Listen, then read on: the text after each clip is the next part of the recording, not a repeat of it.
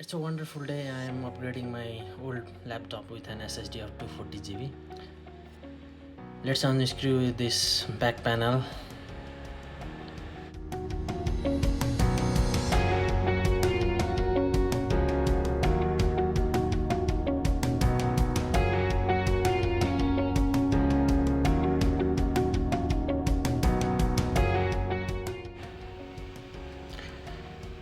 I already had a SSD caddy slot, so I just need to replace with my new SSD.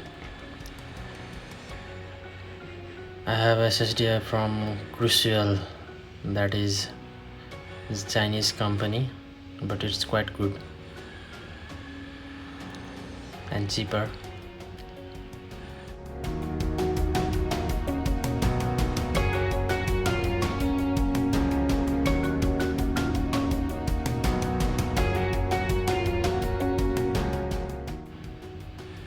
I have already fitted my SSD with a caddy, and that's all. Now let's screw up, and now my laptop is ready. Thank you.